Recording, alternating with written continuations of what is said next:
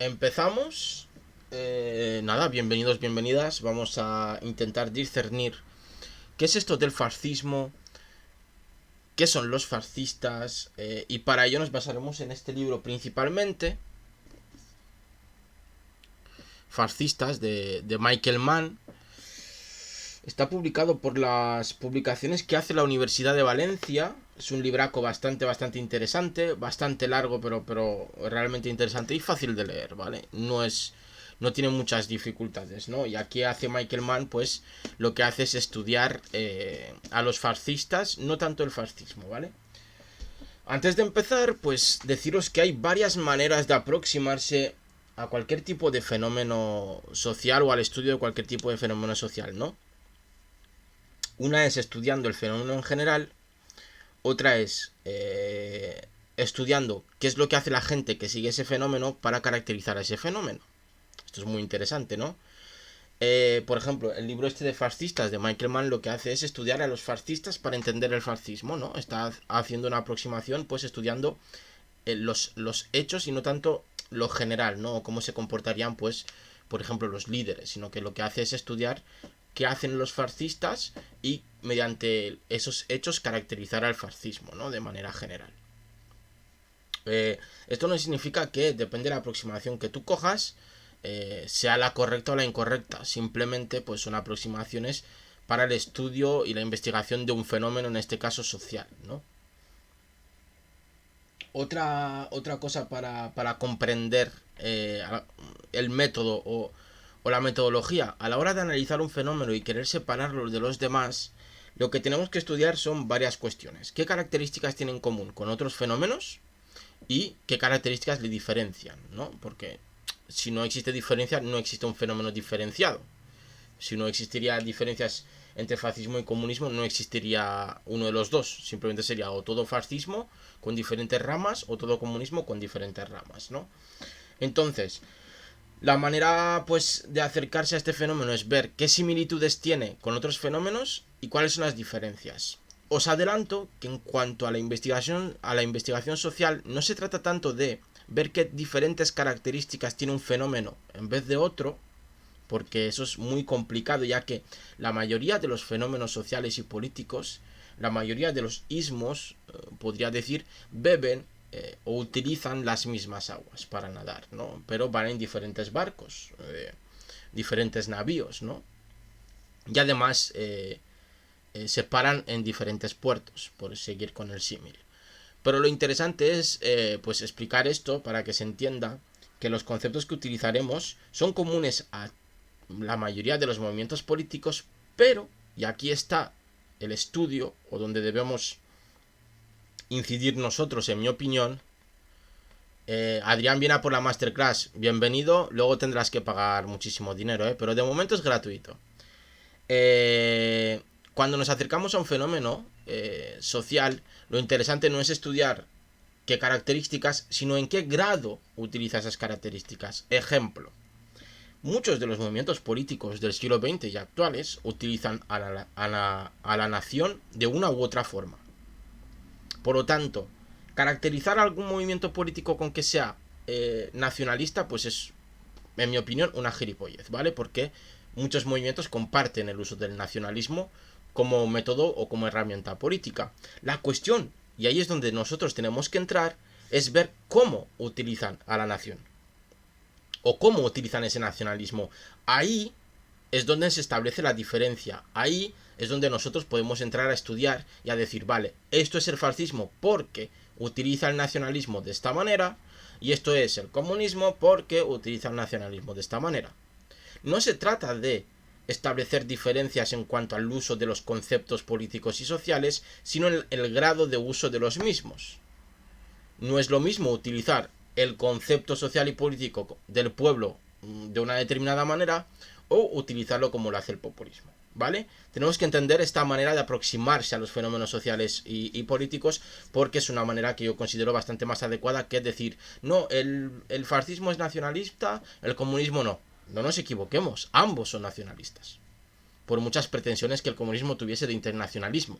La cuestión es, y en la diferencia estriba realmente en el grado de nacionalismo o en cómo entienden ellos ese nacionalismo. Ahí está la diferencia. También los partidos políticos como yo que sé, Unidas Podemos son nacionalistas. Vox es nacionalista. El Partido Popular es nacionalista. Porque obviamente ambos o todos estos partidos basan más o menos, en mayor o menor grado, su ideología en base a una nación, que es la nación española. Entiéndala como ustedes quieran. No sé si me estoy explicando, ¿no? Una vez tenemos esto claro, pues os voy a dar algunos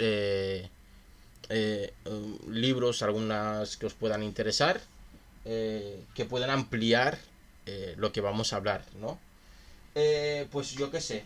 Para entender sobre todo esto de los conceptos, y porque hablaremos de ellos, sobre todo el concepto de nación, que no lo voy a explicar, o no me voy a meter en esa batalla de momento, nos quedaremos con que la nación es la unión o la fructificación de la unión de una comunidad que comparte aspectos y valores culturales y también que comparte un territorio. ¿Por qué hacemos esto? Pues para facilitarnos el análisis, porque si ya nos metemos en una batalla sobre el nacionalismo o sobre lo que es la nación, pues estaría aquí 15.000 horas. Y la verdad es que tengo cosas que hacer, como pues vaguear, porque me apetece, ¿no? Para estudiar la nación en este caso, pues tenemos un compendio de más o menos que es bastante, a mí me parece bastante interesante porque es un compendio de lo que ha significado la nación en diferentes momentos históricos. Y es el libro Nación de Alessandro Campi. Lo tenéis ahí, ¿no? Que es la historia de una idea y de un mito político. Pues más o menos te va contando, pasando por diferentes etapas históricas, lo que se consideraba nación o no. Esto nos puede ayudar para interpretarlo, para tener un contexto de lo que es la nación. Como este concepto de nación es bastante maleable, ¿no? Para entender cómo funcionan las ideas y cómo se va llenando una idea de una cosa y de otra, es interesante, aunque sí que es complicado, yo lo entiendo, pero yo casi me lo sé de memoria este libro, estudiar la razón populista de Ernesto Laclau, ¿vale? ¿Por qué lo digo? Porque tiene un concepto que seguro que durante estos últimos años en algún momento lo habéis escuchado, que es el de significante vacío, que es básicamente la idea de cómo llenar una cosa que no tiene significado de tu significado. Por ejemplo, por poner un ejemplo en cuanto a la nación, cómo llenar el concepto de nación española de ciertos significados que hagan que se pueda identificar con ella. Por ejemplo, pues la nación española se identifica con toros, con paella, con olé, con amor a la bandera, con amor al rey, etcétera, etcétera. Por lo tanto, todos los que no sientan eso, pues sienten una aversión hacia ese concepto de nación y lleva varios años en disputa ese concepto de nación española por otro concepto mucho más amplio, más abierto o más plural, por decirlo de esta manera, ¿no? Como hemos dicho, utilizaré el libro de Michael Mann, ¿vale? Este autor, ahora os explicaré quién es, pero tiene más libros que no os recomiendo leer, al menos que estéis metidos en las ciencias sociales, que son Las fuentes del poder social, que yo tengo aquí, que son 4 volúmenes, ¿vale? Yo tengo 2 de ellos en castellano y 2 de ellos en inglés. Pues bueno, café para muy cafeteros, pero que sepáis que es un autor consagrado, ¿vale? Es un académico realmente interesante y bueno. Para el estudio de la nación, del fascismo o de los movimientos fascistas en España, pues he leído varios autores, pero el que más me ha gustado y el que más accesible me parece es Paul Preston, que tiene bastantes libros sobre la Guerra Civil Española. En este caso, pues tiene un libro que se llama La Guerra Civil Española. Son muy baratos y son muy accesibles, sinceramente. Y entendibles, si lo entiendes, es como una pequeña clase de historia bastante agradable de leer. No tiene ningún tipo de dificultad y tampoco se enrolla mucho, va al grano, ¿no? Y te explica cositas interesantes. En cuanto a diferenciar populismo de ultraderecha, nacionalpopulismo de fascismo, tenemos varios libros, que casi también me los sé de memoria, ¿no? Tenemos Cultural Backlash, Trump, Brexit and Authoritarian Populism, de Norris y Iglehart. Los nombres las voy a pronunciar como me salen los huevos, ¿vale? Que nos habla pues de qué características culturales tiene el populismo de derecha o de ultraderecha, o por qué aparece, o por qué es autoritario, de dónde viene todo esto, con ejemplos y todo eso. Estos están en inglés, ¿eh? Luego tenemos National Populism, The Revolt Against Liberal Democracy, ¿vale? de Roger Atwell y Matthew Godwin, porque lo estoy leyendo desde la pantalla. Bueno, pues nos habla de las características que tiene el nacionalpopulismo y su revuelta contra las democracias liberales, con datos, con temas, etcétera. Y por último, tenemos, por ejemplo, este librico, que es Populism and the European Culture Wars, que nos habla pues de cómo el populismo ha empezado la batalla cultural en Europa, sobre todo basándose en el conflicto de valores entre Hungría y la Unión Europea. Bueno, yo creo que es bastante interesante estos libros, ¿no? Y vamos a empezar viendo qué es lo que decía Umberto Eco sobre el fascismo. Seguro que habéis escuchado esa clasificación en algún lado. ¿Me permitís tomar un sorbito de café?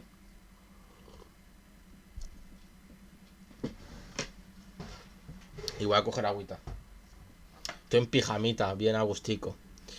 Vale, pues vamos a darle. Vale, me tenéis que decir si se ve bien. Si veis bien el cuadro y toda la pesca. Yo creo que sí que se ve guay. Vale, pues vamos a ver. Lo que hace Umberto Eco, que por cierto os recomiendo su libro Contra el fascismo, y también, por si no sabíais quién es Umberto Eco, es el escritor del Nombre de la Rosa, un libro maravilloso, o eso dicen, pero lo que sí que he visto es la película, ¿vale? El libro no me lo he leído, pero me lo leeré, me lo tengo que leer. Pero tiene una película también del mismo nombre, homónima, que sale un actor muy famoso que no me acuerdo quién es, pero vamos, que es muy famosa, ¿vale? La película, y mola mucho la película. Vale, pues vamos allá. Vamos a ver qué nos dice Humberto Eco, que nos clasifica o que nos caracteriza de una manera u otra al fascismo, ¿no? Lo caracteriza en 8 conceptos, 8 maneras de entenderlo. Dice lo siguiente, pues una característica del fascismo es el culto a la tradición, donde la tradición continúa un saber oculto que conduce a la verdad. Pueden mezclar diferentes tradiciones inconsistentes entre sí. Es que yo también lo estoy leyendo como puedo. Bueno, tenemos una característica según Umberto Eco del fascismo, es el culto a la tradición, el culto al pasado, ¿no? La recogida de cuestiones del pasado que hacen que se identifique con el pueblo que ellos quieren, obviamente, y cogen las cosas del pasado que más les interesa a ellos. No van a coger cuestiones del pasado que no les vayan a ir en favor de su movimiento político. ¿Esto es una característica del fascismo? Podríamos decir que sí, ¿vale? Que en este caso sí que acierta. Sí que la tradición, sobre todo aquella tradición que tiene que ver con una mirada específica del pueblo, ¿no?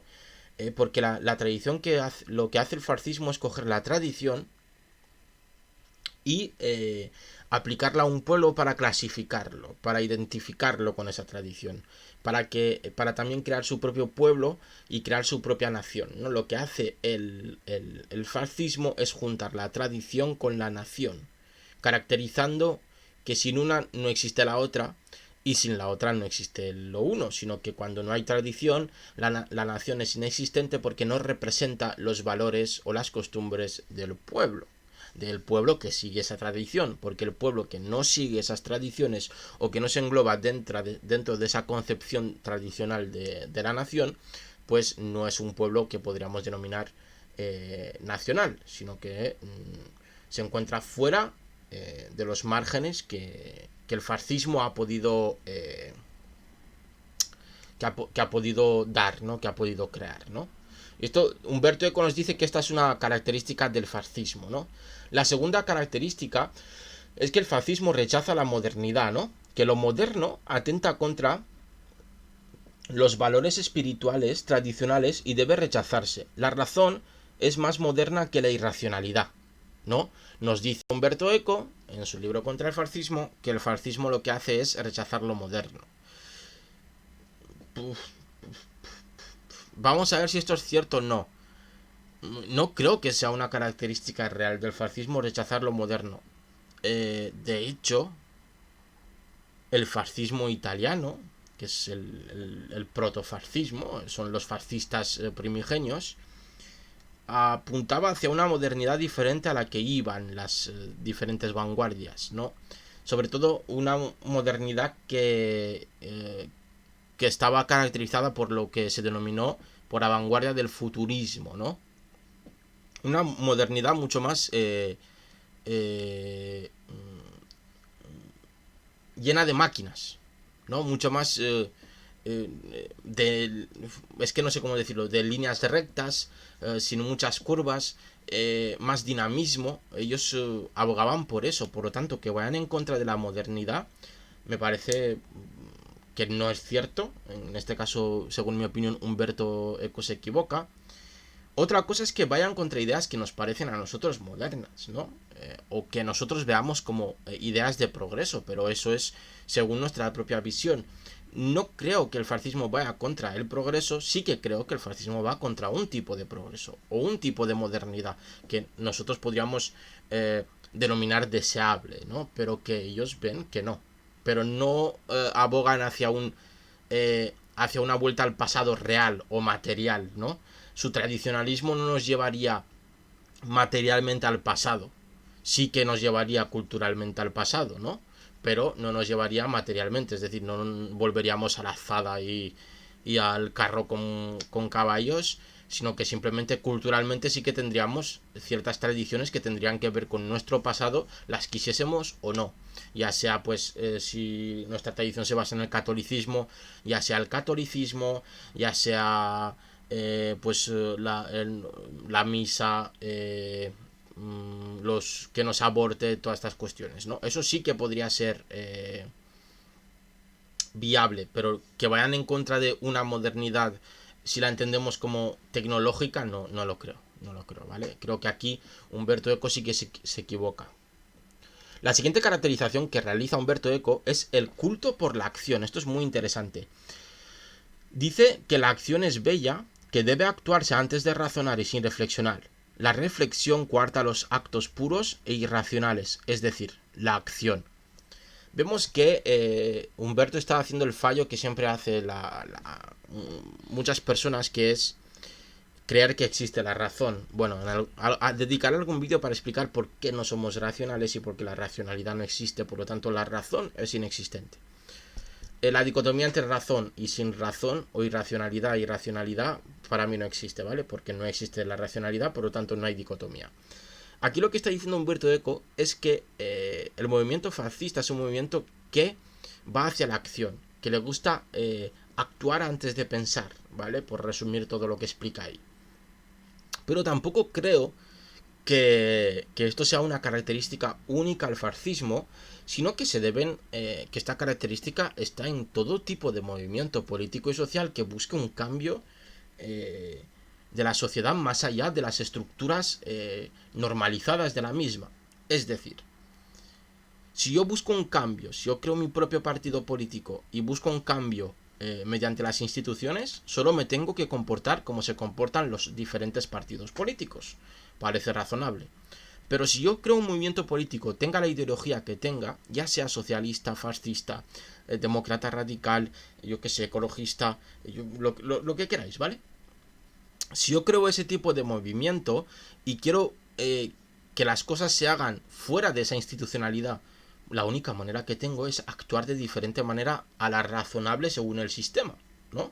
Es decir, ya sea realizando manifestaciones, asambleas en la calle, irrumpiendo dentro de las estructuras normalizadas del sistema, irrumpiendo en el parlamento, dando golpes de estados, etcétera, etcétera, etcétera, ¿no? Cualquiera de estas cuestiones es interesante, pero no creo que sea la llamada a la acción, entre comillas, no creo que sea algo específico del fascismo, ¿no? Por lo tanto, también creo que aquí Humberto Eco se equivoca, ¿vale? Llevamos 3 de 2, llevamos una de 3, si no me equivoco. El tradicionalismo sí que es característico del fascismo, y esto viene del conservadurismo, ¿vale? Es decir, es una línea, un conservadurismo llevado al extremo, ¿vale? Voy a ver otro sorbito de café. Y cualquier cosa que tengáis que decirme, os leo. Tenemos una cuarta característica, la uniformidad. El desacuerdo, pensamiento crítico a la disconformidad son sinónimos de traición y no se admiten. Vemos aquí otra característica que realmente no es característica del fascismo como tal, realmente es esta característica de uniformidad se refiere a cualquier tipo de organización política, social o económica. La uniformidad también se exige en una empresa, por ejemplo, en una empresa privada, me refiero. La uniformidad se exige en cualquier partido político eh, europeo, casi. En algunos hay que tienen cierta libertad, pero sí que se exige cierta uniformidad, ya sea ideológica, de pensamiento o de actuación. Por lo tanto, esta uniformidad no es una característica esencial del fascismo, no es algo que el fascismo lo haga por sí solo, ¿no? Sí que lo utiliza como cualquier otro movimiento político que busque la cohesión. Recordemos que una organización que esté disconforme todo el rato, sea cual sea, ya sea económica, social o política, no va a aguantar mucho tiempo. No va a aguantar mucho tiempo porque las cosas y sobre todo los fenómenos sociales y políticos necesitan de una cosa que se llama estabilización para poder seguir en el futuro. Si no encuentran esa estabilización, pues desaparecerán muy pronto, ¿no? Por lo tanto, vemos que también aquí, según mi opinión, Humberto Eco la pifia, ¿no? Otra característica del fascismo es el racismo. La diferencia es diversidad, y eso es contrario a la uniformización. Por ese motivo, el fascismo es racista y tiene miedo a los intrusos. Siento también desilusionar a nuestro colega y admirado Humberto Eco, pero no estoy de acuerdo tampoco en que esto sea una característica esencial del fascismo. Yo creo que el racismo tiene su propia esencia y que no tiene nada que ver con la cuestión fascista. Otra cosa es que el fascismo sí que pueda ser racista, pero por ejemplo, el fascismo italiano era a ver, no tenía una de sus características el ser muy racista, la verdad. Mientras que el nazismo sí, porque basaba su tradición y lo llevaba hacia la raza, como elemento unificador, ¿no? Pero realmente el fascismo no tiene por qué. El fascismo será tan racista como racista sea su concepto de nación y su tradición. Pero, por ejemplo, Estados Unidos nunca fue fascista y su racismo fue rampante, ¿no? Yo creo que el racismo tiene que ver más con el contexto y algunas condiciones sociales y políticas que se dan, ¿no? Y también con las estructuras que se crean en ese contexto. No tiene que ver con que un movimiento político sea o no racista. Es decir, por ejemplo, eh, el ataque a judíos, el antisemitismo. El antisemitismo existía antes de que existiese Hitler. De hecho, hay documentación de ataques a judíos en cuanto pasaba cualquier cosa mala en el país, ya sea una hambruna, culpa de los judíos, porque ya no se le podían echar la culpa a las brujas, por lo tanto a alguien se le tenían que echar la culpa y era a los judíos. Que había una hambruna, los judíos. Que había un crack económico, pasaba algo raro, los judíos. Que había una enfermedad extraña, los judíos. Y iba a toda la gente a pegarles palizas. Entonces no es algo característico del fascismo, ya existía, es algo característico de la sociedad y sobre todo, y desgraciadamente, de una estructura social que se va reproduciendo y produciendo constantemente en base a unas características y una de ellas es el racismo. Por eso hay cosas que se denomina racismo institucional, que es el racismo que las instituciones hacen, aunque sea sin querer, porque ya están ya están imbuidas, me gusta mucho esa palabra, ya están imbuidas de ese racismo, ¿no? Por lo tanto, no creo que el racismo sea una característica esencial del fascismo, ¿no? Vamos a ver, la siguiente característica que nos expone Humberto Eco es la frustración. El fascismo se alimenta de la frustración individual o social, buscando apoyos en clases medias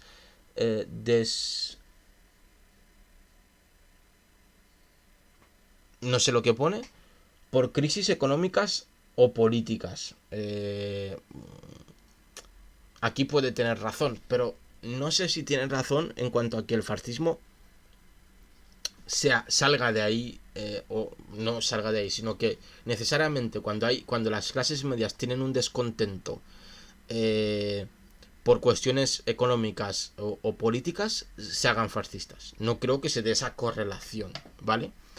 Porque, por ejemplo, en el caso español se ha descubierto que las clases medias, cuando estuvieron en crisis o vieron que sus expectativas económicas, sociales, políticas no se iban a llevar a cabo debido a la crisis económica de 2008, pues decidieron apoyar a un partido como Podemos. Porque según todas las encuestas, el voto a Podemos era un voto de clase media, de gente educada y también de gente de clase obrera, claro que sí, pero me refiero que no se fueran al fascismo, no después de eso salió el fascismo, ¿no? Yo creo que depende de un contexto, es decir, no es una característica que el fascismo salga del descontento de las clases medias, pero sí que puede salir de ahí, pero no es el único movimiento que puede salir de esas clases medias. No sé si se me entiende, ¿no? Por tanto, vemos que solo una de, de, de momento, solo una de las características podríamos decir que es esencial y con peros, ¿eh? Porque los movimientos políticos conservadores, existen muchos, que no necesariamente sean fascistas, también utilizan cierto tradicionalismo para crear su corpus ideológico, ¿no? Véase, por ejemplo, en España los carlistas. Y los carlistas no son precisamente fascistas, son muy, muy conservadores, muy, muy tradicionalistas, pero no tienen unas características que podamos denominar fascistas, ¿no? Vamos a ver. La siguiente característica que nos explica Umberto Eco, que es una característica esencial del fascismo, es la identidad, ¿no? La falta de una identidad social cualquiera se suple con la identidad de haber nacido en el mismo país. Y una nación solo existe si tiene enemigos. Bueno, cualquier identidad existe solo si tiene una antinominia, un antagonista. Porque la identidad se hace en base a otros, no en base a una creación tuya propia. Tu identidad se basa en lo que en la identidad de los otros, ¿no? Ya sea imitando, ya sea la identidad contraria, ¿no?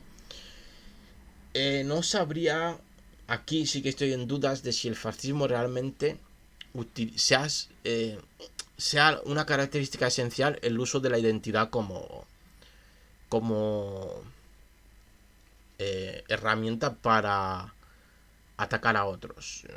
Yo creo, sinceramente, que todo movimiento político utiliza la identidad o cierta identidad para diferenciarse de los demás, ¿no? Toda ideología política la utiliza porque la necesita, porque si no sería muy complicado decir, no, yo soy socialista, pero ¿qué identidad? Existe un imaginario, existe una identidad que hace que tú puedas decir, vale, yo soy socialista porque cumplo esta identidad y además mi identidad es contraria a la identidad de los otros movimientos políticos a los cuales me enfrento en el tablero político y social, ¿no? Creo sinceramente que cualquier movimiento político sí que necesita una identidad y una contraidentidad, podríamos decir, o un antagonista político y social para poder formarse y para poder crear cierta uniformidad y unificarse. Por lo tanto, tampoco consideraría que la creación de una identidad propia, de una uniformidad identitaria, fuese algo característico del fascismo, sino que es característico de cualquier movimiento político. Porque cualquier movimiento político necesita una identidad y necesita que sus acólitos, sus militantes, sus simpatizantes, pues compartan ciertas características de esa identidad nuclear, ¿no? De esa identidad primigenia, y también que puedan ver diferencias con otro tipo de identidades. Véase, Barrio de Salamanca contra Barrio de Vallecas. Siempre se contraponen uno y otro porque también se contraponen los partidos a los que vota uno y otro, se supone, ¿no? Por lo tanto, vemos que sí que se crean ciertas identidades políticas sin que exista el fascismo, ¿no? Por lo tanto, sí que el fascismo hace esto, pero no es algo esencial o exclusivo del fascismo, ¿no?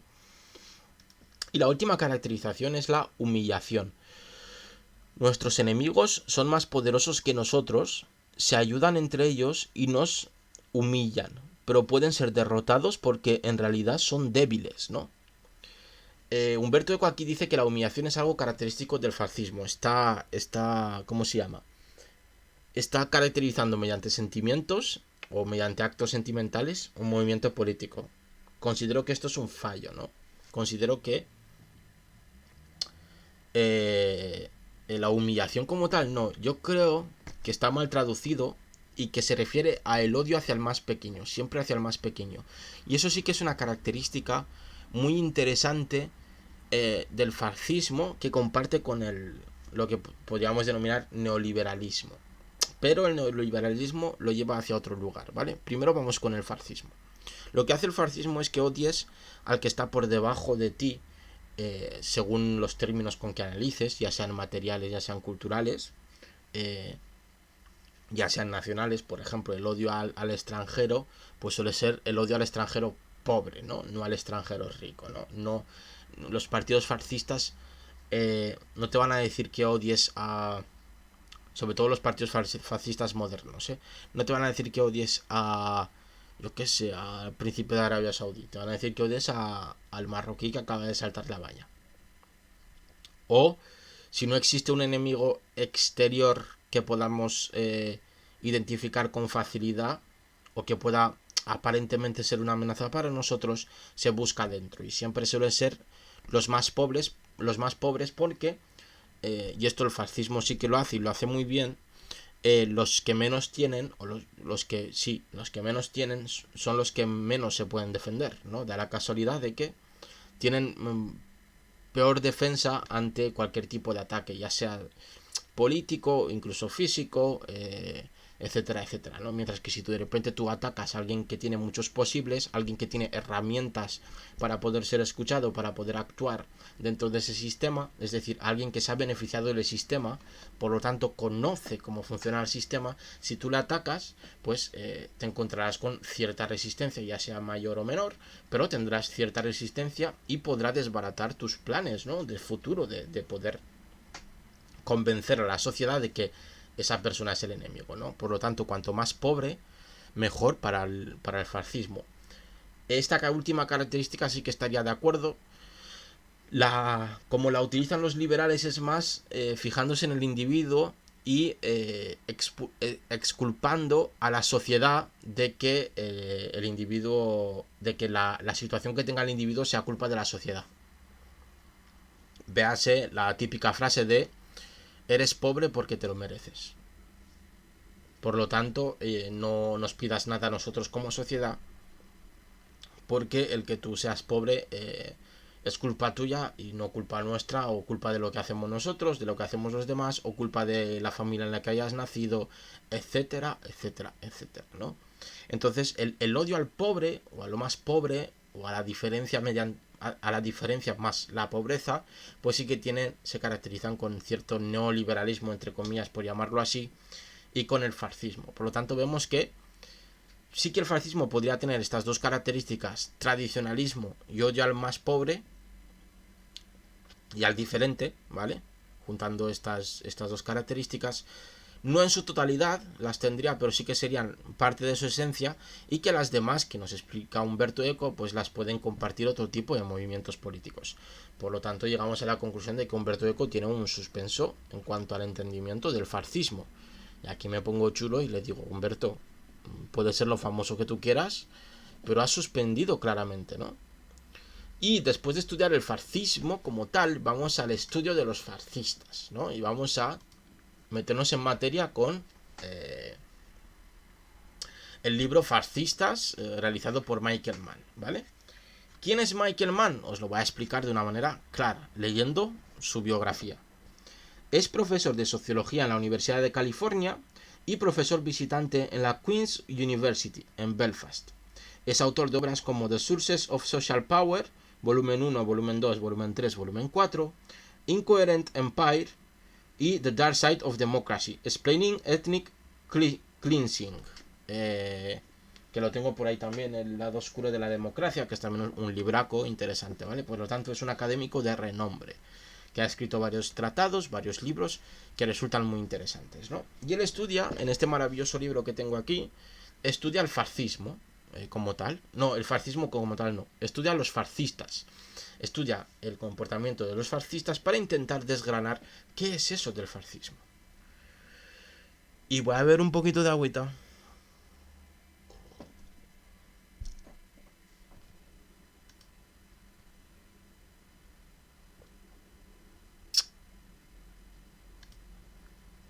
Vamos a ver. Ay. Y empieza este maravilloso libro con un apartado que dice: vamos a tomarnos en serio a los fascistas y vamos a ver por qué es interesante estudiar y entender el fascismo en pleno siglo XXI, ¿no? Y nos da ciertos puntos que argumentan a favor del estudio del fascismo y de los fascistas en pleno siglo XXI. Véase, punto número 1. El fascismo no ha poseído una mera función secundaria en el desarrollo de la sociedad moderna. Esto es muy interesante. Lo que está diciendo aquí, y lo que explica también en el libro, es que no podemos no estudiar el fascismo o no tomarnos en serio los movimientos fascistas, ya que estos movimientos han sido parte de nuestra modernidad política y social. Muy interesante, ¿no? Es decir, el fascismo ha formado parte, y se ve mucho en España esto, de las estructuras de poder en muchos países europeos. Por lo tanto, no podemos decir que ha desaparecido porque haya caído Mussolini, o porque haya muerto Hitler, o porque Codreanu en Rumanía también se haya ido a tomar por culo, o en España Franco haya muerto. No lo podemos decir. No lo podemos decir porque todo ese tiempo, todos estos acontecimientos políticos, sociales, todos estos acontecimientos históricos han afectado sobremanera a la creación de nuestros estados modernos, a la creación de nuestras estructuras políticas y también a la estructuración de nuestras sociedades, ¿no?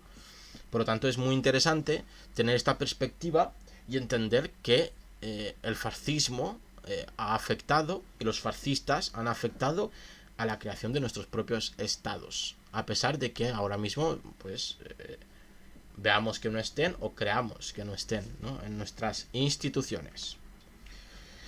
El segundo argumento para seguir estudiando a los fascistas es que el fascismo no fue un movimiento distinto a otros más modernos.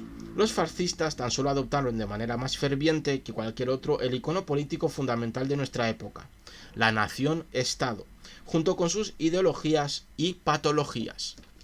Lo que os decía al principio de esta disertación, de esta maravillosa masterclass, al principio os decía: no estudiemos los conceptos como tal, no estudiemos la nación-estado, sino estudiemos cómo el fascismo utiliza la nación-estado, porque ahí estará la diferencia.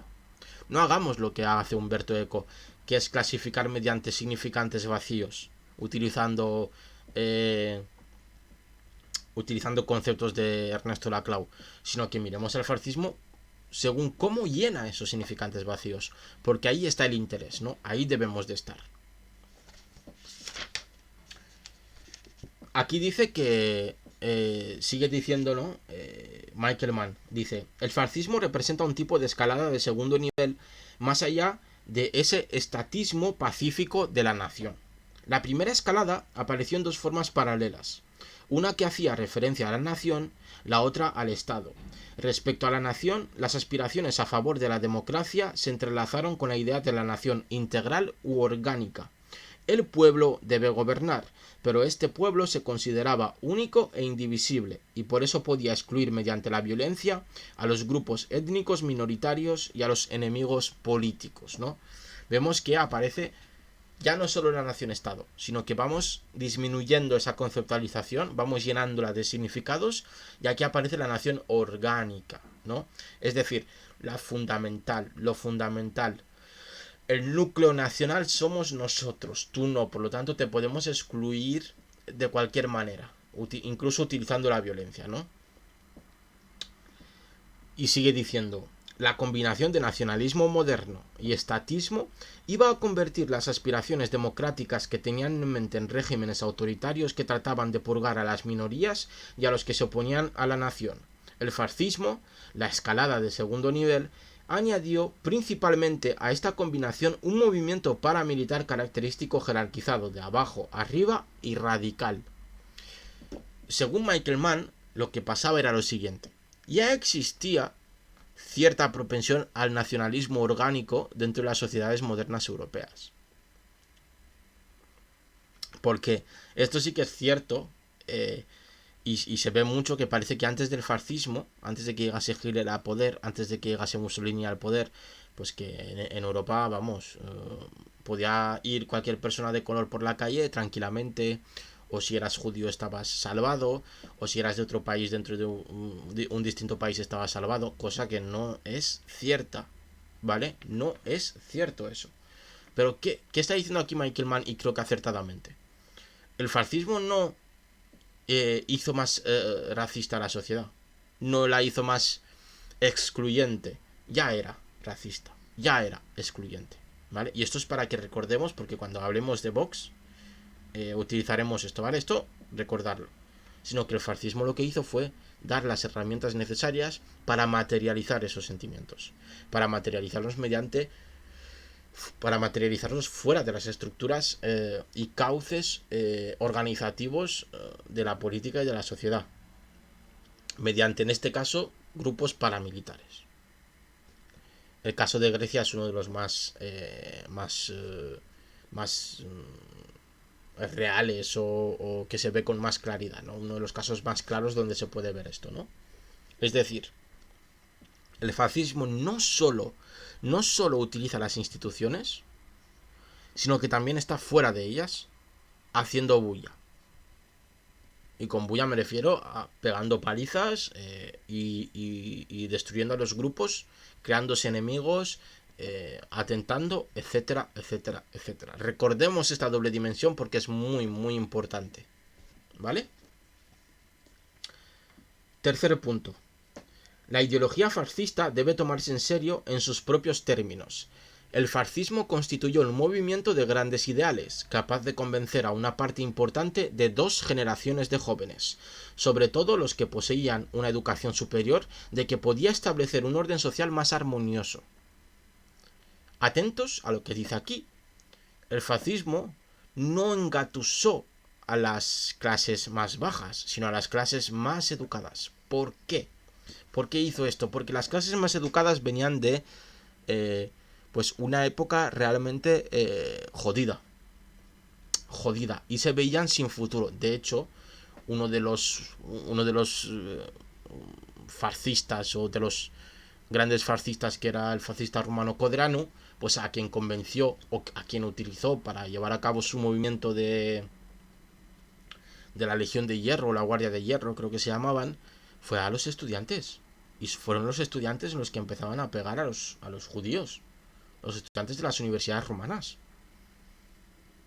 ¿Por qué? Porque no veían ningún tipo de... Esto no es una excusa, a lo que estaban haciendo me refiero. Estamos analizando, ¿vale? Que no se me saque de contexto, que entonces sí que me cabreo yo. ¿Por qué hacían esto?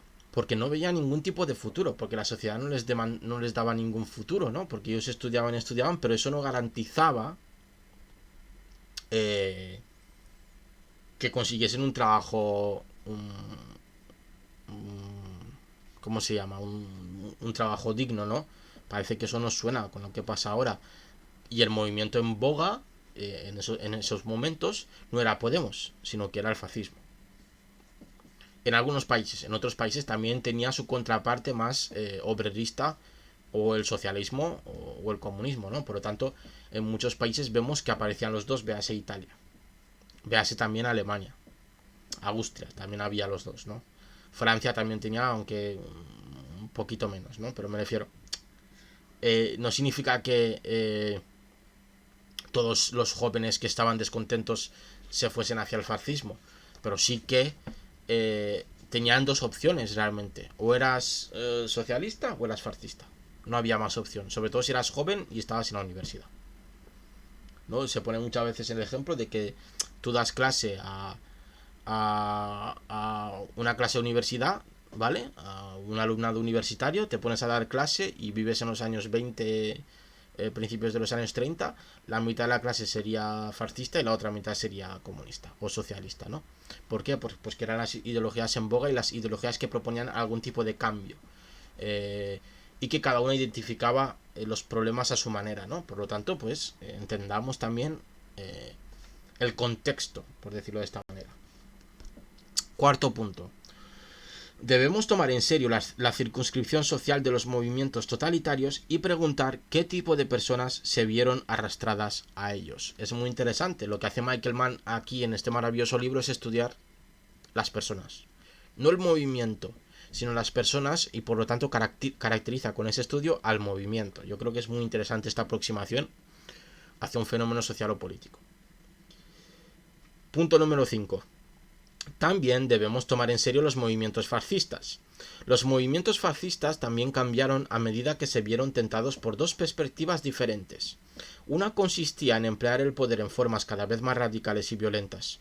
La otra en disfrutar de los beneficios del poder, llegando a un acuerdo bajo mano con las poderosas élites tradicionales. Es decir, lo que hacía el fascismo era lo siguiente. Por un lado, utilizo la violencia, los atentados, el paramilitarismo para conseguir más poder, para conseguir dar miedo a la población, para atraer partidarios hacia mí, para demostrar cierto poderío, ¿no? Cierta hombría, incluso podríamos decir. Y por otro lado, hago un pacto con aquellas élites que se veían amenazadas por otro tipo de movimientos. Ya sea que vean debilitado el movimiento democrático en esos tiempos, preliberal o protoliberal, o vean otros movimientos como o que tengan miedo a otros movimientos políticos, véase pues el socialismo, el comunismo, etcétera. Por lo tanto, yo hago un pacto con estas élites tradicionales y tradicionalistas, ahí sí que estoy de acuerdo con Humberto Eco, para que pues me den apoyo económico para poder llevar a cabo un movimiento político, dándoles pues a entender que cuando yo llegue al poder ellos tendrán cierta manga ancha para hacer sus negocios y que no tendrán ningún tipo de represalia por mi parte, ¿no? Al conseguir el poder. Es muy interesante ver que tiene dos dimensiones, una económica y una material, pero más violenta, una militar, ¿no? Hay como dos clases de fuentes del poder del fascismo, lo económico y lo militar. Es muy interesante esto. Punto número 6. Debemos tomar en serio a los fascistas endurecidos en un sentido bastante más siniestro, como los responsables finales de un gran mal. Es decir, que están los fascistas blandos, que serían aquellos fascistas que simplemente simpatizan, y están los fascistas endurecidos, que son aquellos que practican el fascismo. Contra esto sí que hay que tener mucho cuidado, porque son aquellos que matan, aquellos paramilitares, aquellos que utilizan la violencia, aquellos que se encuentran fuera de la institucionalidad, pero que practican el fascismo, provocando el miedo, imponiendo su poder por encima de los demás mediante actos violentos, ¿no?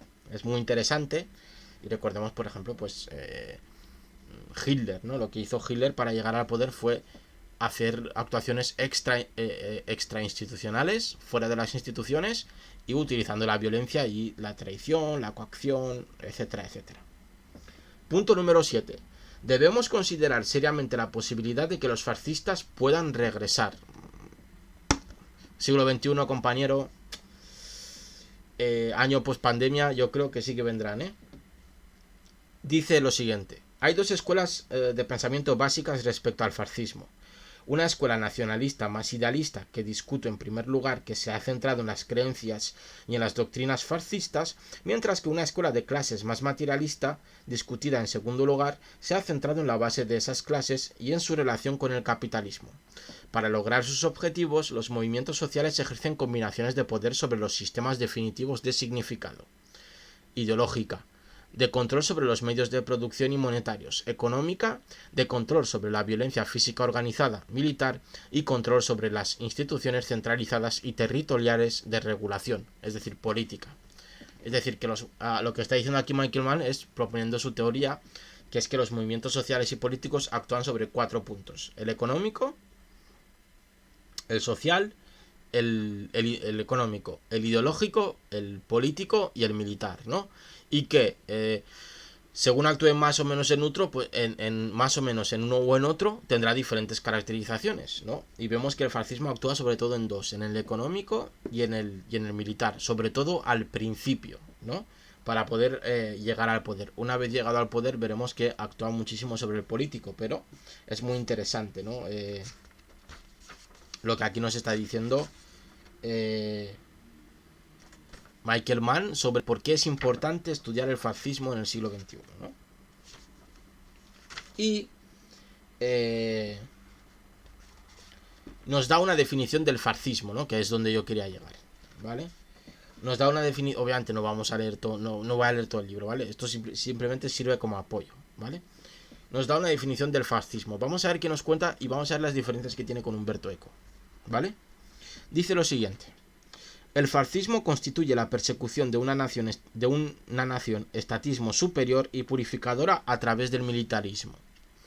Él utiliza su teoría de las 4 fuentes del poder social, el ideológico, el político, el económico y el militar, para realizar una definición del fascismo. Y nos dice lo siguiente, que es una persecución de una nación-estado, de un estatismo nacional superior y purificadora a través del militarismo. Es decir, que busca la nación orgánica a través de procedimientos violentos, militarizados o militarizables, ya dependiendo del grado en el que se encuentre el movimiento fascista.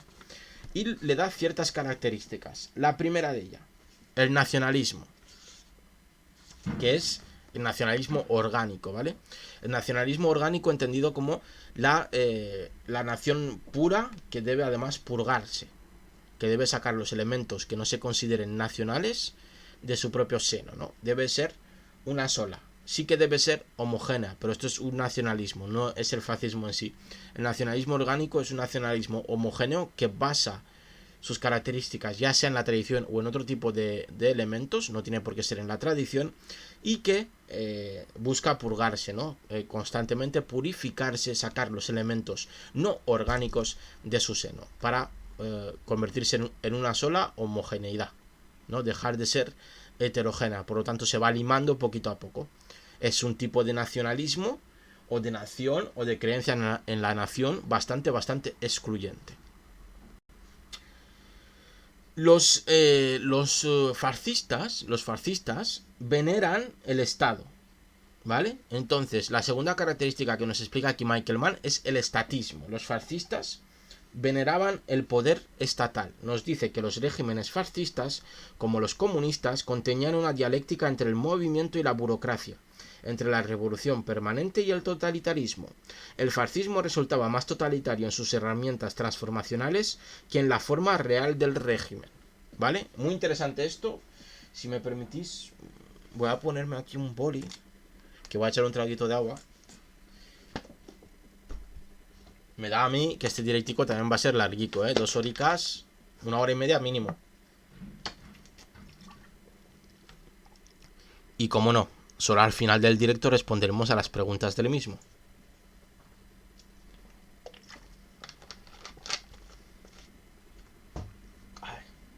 Vamos a mirar que todo esté bien.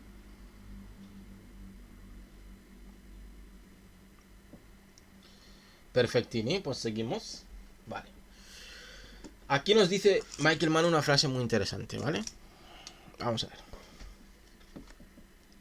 Que el fascismo resultaba más totalitario en sus herramientas transformacionales que en la forma real del régimen.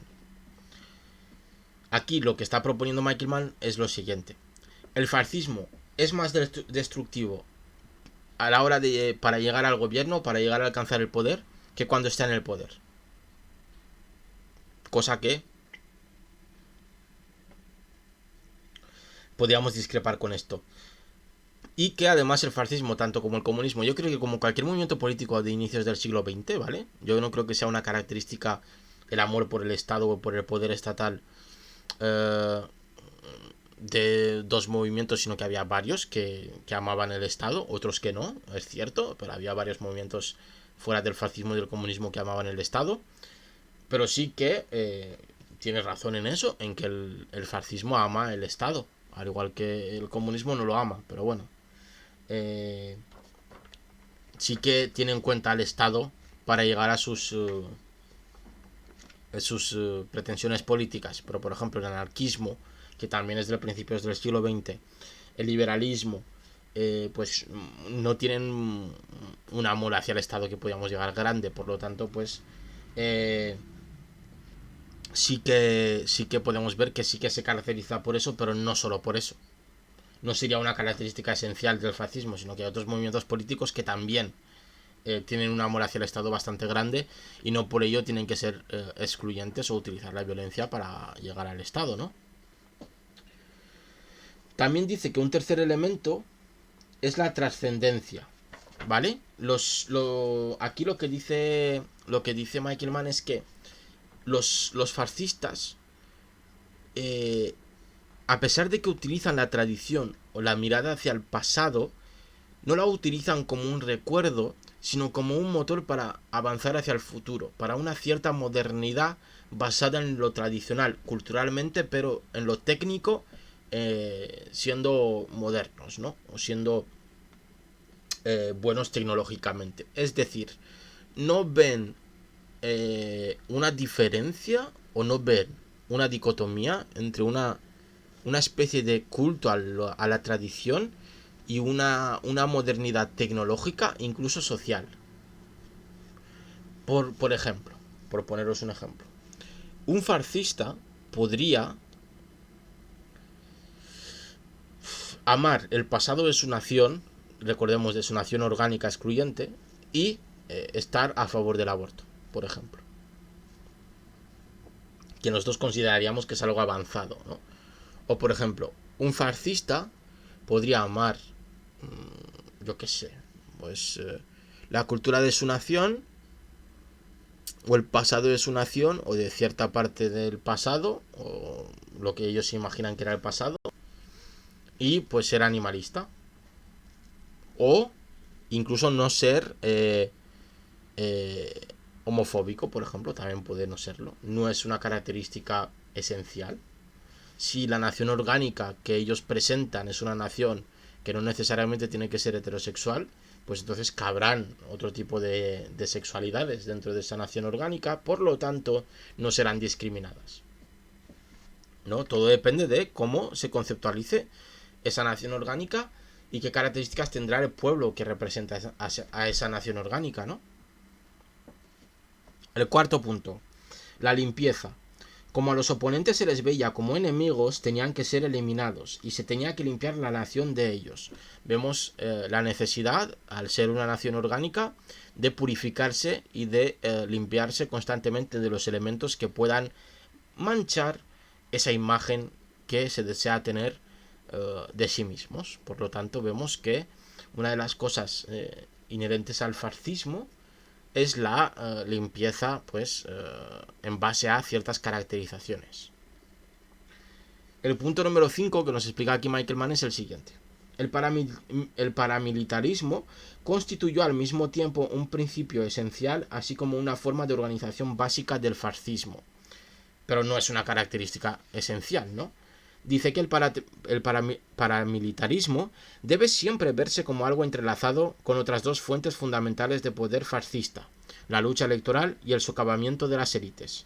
Paramilitar equivalía a poder militar. Solo si los fascistas podían neutralizar el poder militar atrayendo a los propios soldados, entonces podrían tener lugar los golpes fascistas.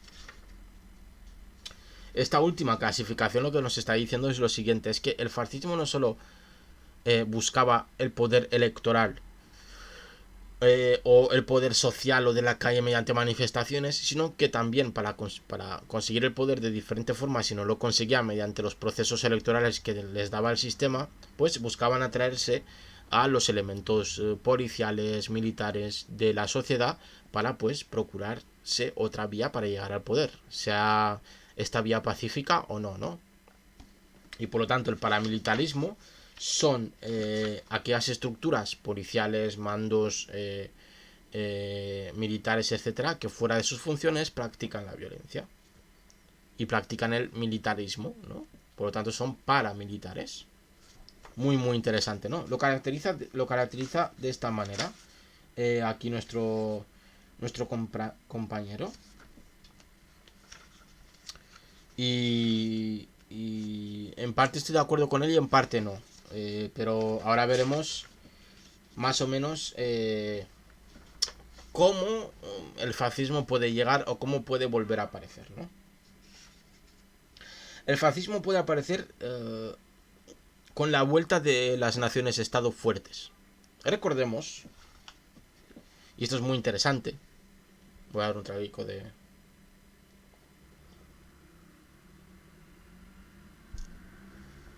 café que ya se me ha quedado frío, y amargo. Permitirme beber un poquito de agua.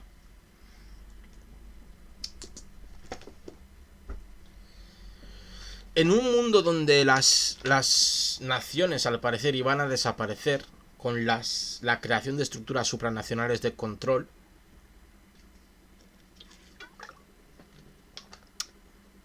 pues la llegada de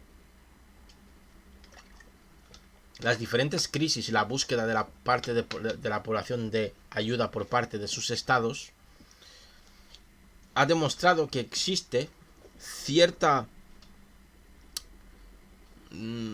ola, cierta placa tectónica que basa o que una de sus características es la espera de o la querencia o el querer que el Estado-nación vuelva de una manera u otra.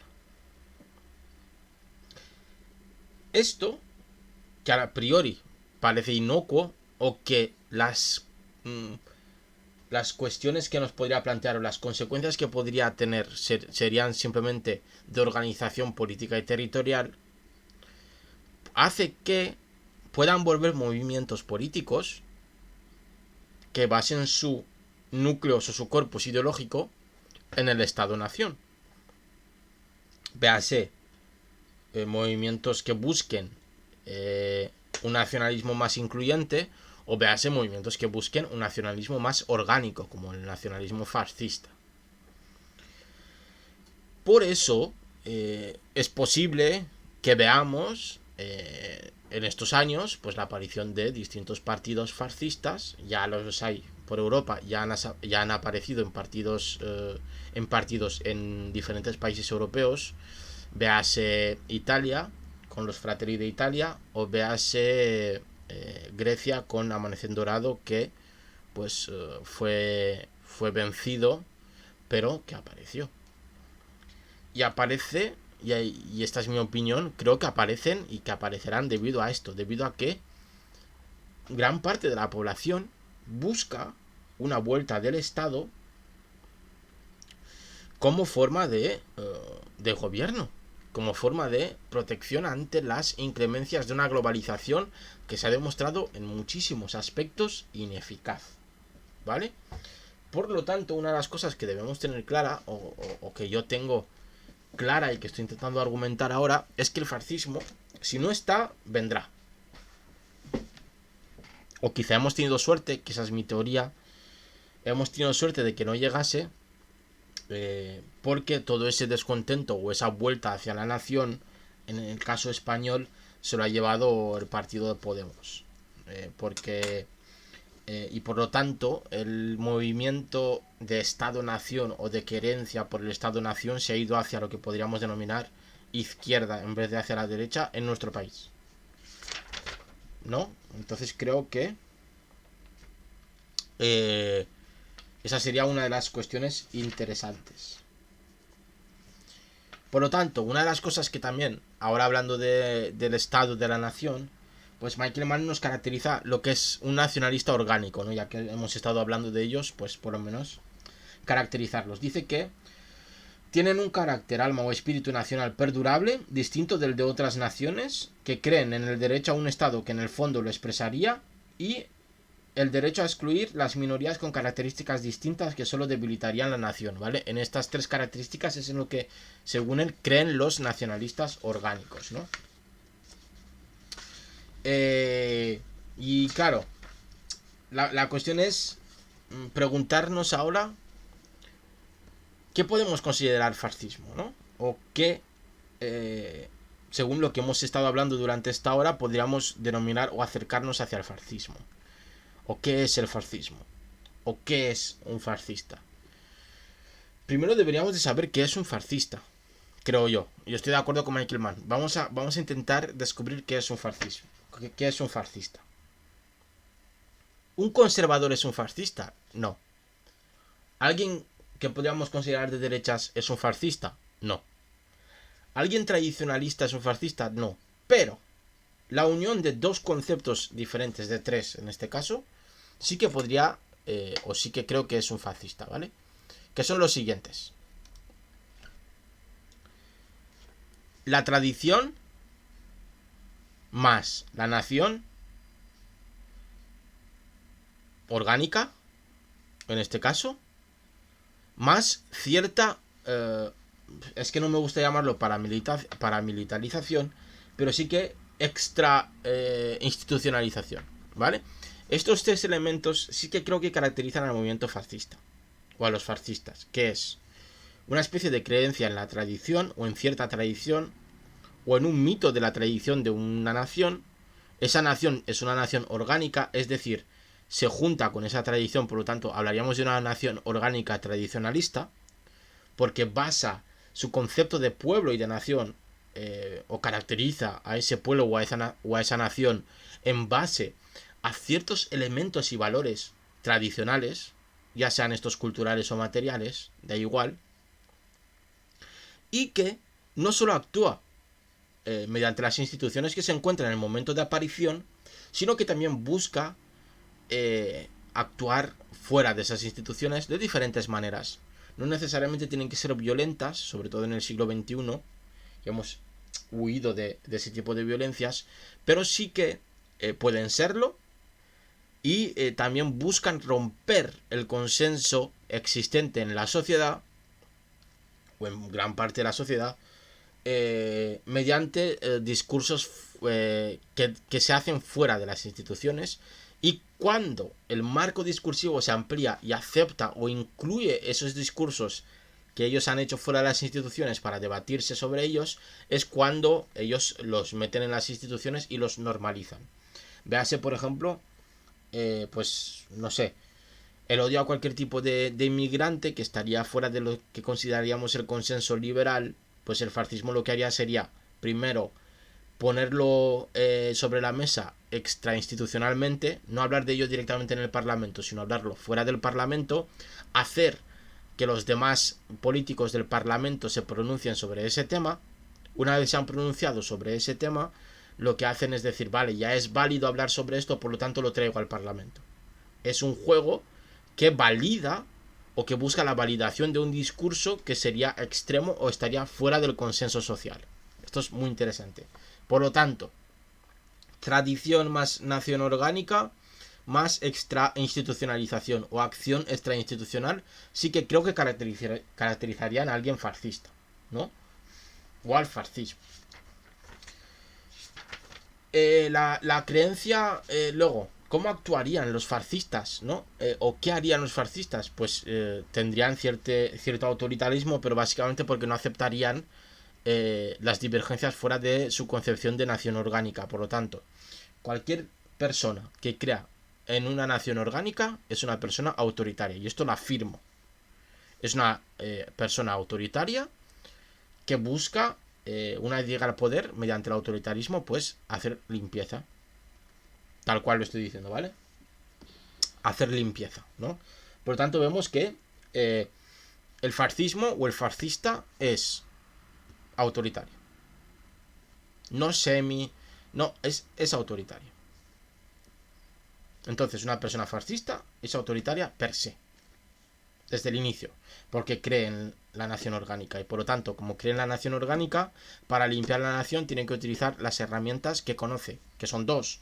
Las instituciones y también lo paramilitar, entre comillas. Lo extrainstitucional que he dicho anteriormente. Me gusta más esa palabra. Lo hace de estas dos maneras. ¿Vale? Entonces vemos ya que hay varias características del fascismo y del fascista. Tradición más nación orgánica, más extrainstitucionalización, más autoritarismo. Vemos que no se parecen mucho a las que decía Humberto Eco, porque sí que yo considero que el racismo no es una característica esencial del fascismo, ni el antisemitismo tampoco es una característica esencial del fascismo. Sé que suena polémico, pero no lo es, porque ya se hacía antes, porque ya existía antes. El fascismo se lo encontró y lo aprovechó. No hay más, no hay más. Pero la gente antes de que llegase Hitler era antisemita y era racista, a tope, a tope. Europa era un campo que si no eras blanco, pues estabas realmente jodido. Y cristiano. Los gitanos, los judíos y las personas de color y ya de sexualidad diferente, pues estaban jodidas. Pero antes de que llegase el fascismo, ¿eh? El fascismo simplemente bebe y recoge eso porque ya estaba ahí. ¿Cómo no vas a recoger algo que está sembrado para conseguir más adeptos? Sería estúpido, ¿no?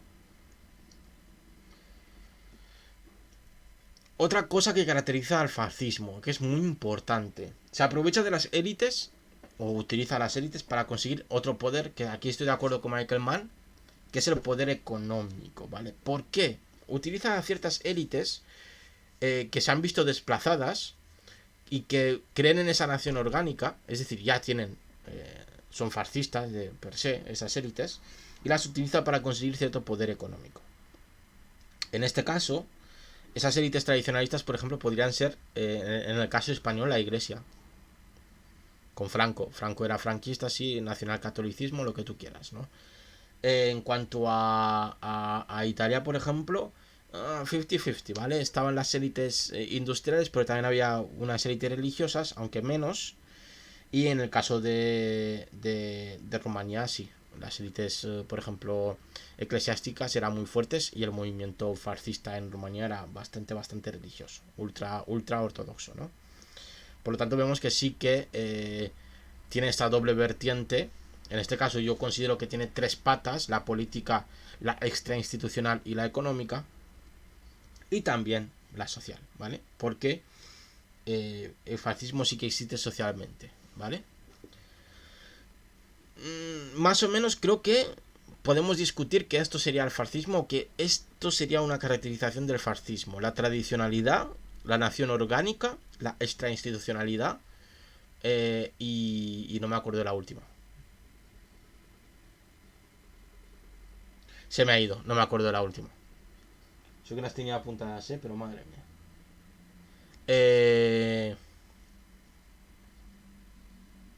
Y el autoritarismo. ¿Ves? Me he acordado. El autoritarismo. Lo que hace que se base en tres patas fundamentales, o tres, según Michael Mann, utilizando la concepción de Michael Mann, tres fuentes del poder social: el político, el paramilitar guión institucional y el económico, ¿vale? Estas tres. Por lo tanto, vemos que alguien fascista es quien cree, quien actúa en base a estas ideas, ¿no? Siguiente pregunta, para terminar. ¿Es Vox un partido fascista? Vamos a ver. ¿Cree en una tradición o una cultura española? Sí. Por lo tanto, vemos que one point. ¿Cree en una nación orgánica? No. Y diréis, ¿cómo? No realmente, porque su discurso, y en eso me baso, es un discurso que trata al diferente según lo legal o lo ilegal que sea. No según ciertas características, ¿cómo se diría? Pues de raza o de clase, etcétera, etcétera. De momento, eso veremos cómo se gradúa. Pero de momento tenemos que una sí y otra no, ¿no? ¿Es un movimiento autoritario? No sabría decírtelo, la verdad. ¿Es un movimiento que hace cosas extrainstitucionales? Sí, eso es cierto, las hace. Por lo tanto, tenemos 2 puntos de 4. Y ¿tiene pata económica? La tiene. Es decir, Vox sí que tiene un apoyo en cuanto a las élites religiosas y económicas de este país bastante grande. Porque no hace falta esconderlo.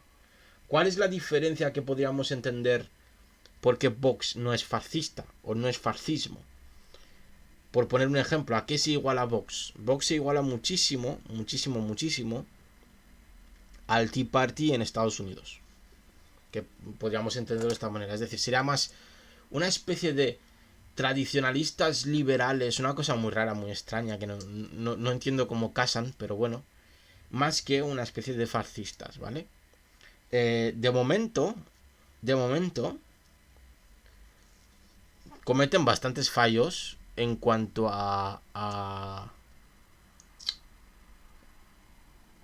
esta unión tan rara que tienen, porque tienen como lo que digo, una especie una cosa tradicionalista, pero luego su economía es más liberal que la del propio Partido Popular, entonces no casa muy bien esa especie de liberalismo con un tradicionalismo que incluso llega a ser bastante rancio muchas veces. Pero en ningún caso Vox sería un movimiento fascista.